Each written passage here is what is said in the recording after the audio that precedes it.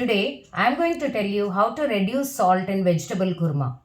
Vegetable kurma is prepared as a side dish for rotis and chapatis. It can also be taken as a side dish with puri also.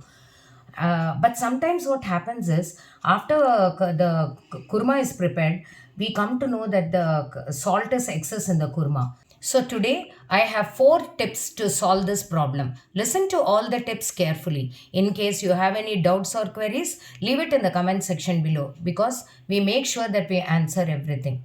To repair about 500 grams of kurma with excess salt, you can easily add 1 cup or 200 ml of coconut milk. Mix nicely with the kurma and then cook it on slow fire. If required, you can add about quarter teaspoon of sugar so that this will also together neutralize the excess salt present in the kurma.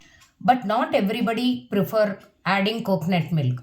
So for them, you can take for the same amount, that is 500 grams of kurma to be repaired, you can take medium sized potatoes to chop it well and then nicely boil it and add it to the kurma. Cook it along with the other ingredients. Now what happens is this potato has the capacity to pull the extra salt.